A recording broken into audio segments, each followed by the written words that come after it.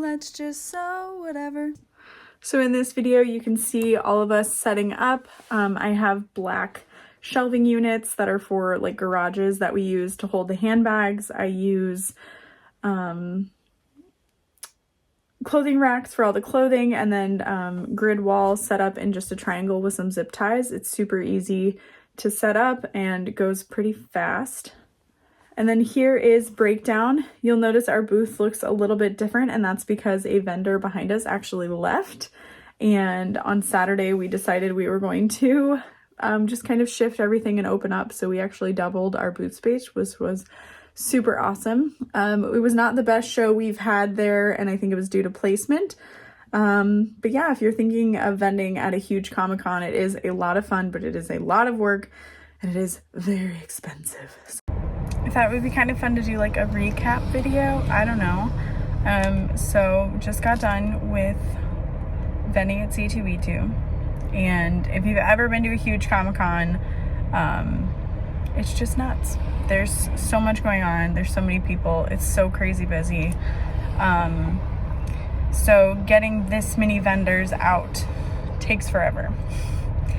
So I've been sitting in the car waiting in line to go onto the show floor to load up the trailer for about 30 minutes now. I've waited in this line for about 2 hours once. So it can definitely take a long time. I'm trying to like get ahead of it all. And some people just aren't nice, let me tell you.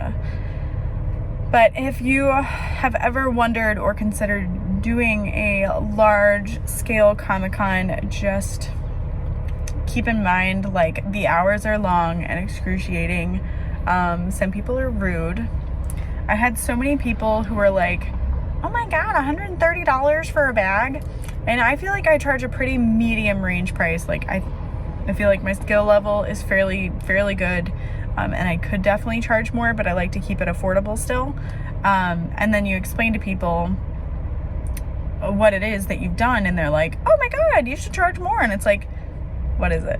That happened twice. That happened to me, and I'm just like, I can't.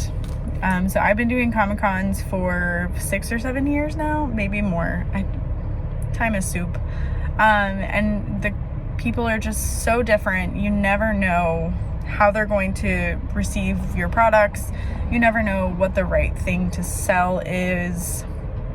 And you have to sell yourself to each and every person. So I have a spiel down, and most of my helpers do too. And for me, it's like just about everything is handmade by me, and I design all the fabrics. If you have any questions, let me know. And then if they stay longer, you can say a little bit more about your product and just be like, well, you know, I design all these fabrics, or all the bags are lined with waterproof canvas, or, you know, each bag can take up to 5 hours for me to cut and sew. Something like that, that just kind of like starts a conversation if they would like to have one, but also just gives them more information as they're looking. So that's just kind of like a selling tip that I have for you. Always hand people a business card if you can. It puts something in their hand. It kind of gives a personable interaction with the two of you, an exchange of sorts. So that's one of the things that I have found the most helpful, because some people don't want to have a conversation, but you also don't want to seem unapproachable, because that could be very off-putting. So it's so hard when you've been selling all day and you're like, I'm tired of smiling, I'm tired of talking. If you want it, please buy it. If you don't, please walk away. But it really does make a big difference to have those like little bit of interactions with people, while also keeping in mind others that may have social anxiety and whatnot. I'm trying to think of what else. Logistics is always big to think about. You know, you might want to have a hand cart to help you load everything, having bins for it all.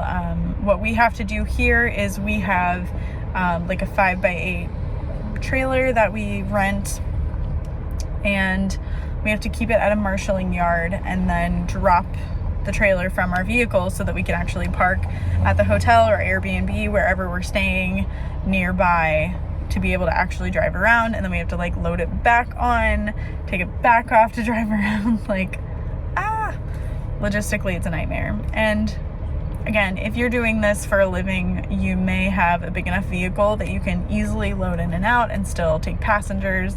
But I usually have a team of anywhere from 4 to 5 people, which sounds like a lot, but after doing shows, sometimes by myself, sometimes I'd have 1 or 2 helpers.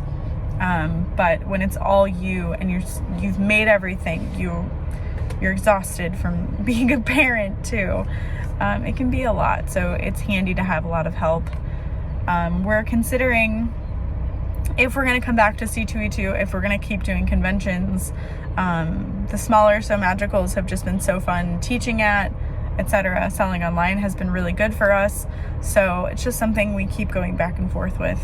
If you have any questions about vending, I would love to know down below. And thank you so much for watching.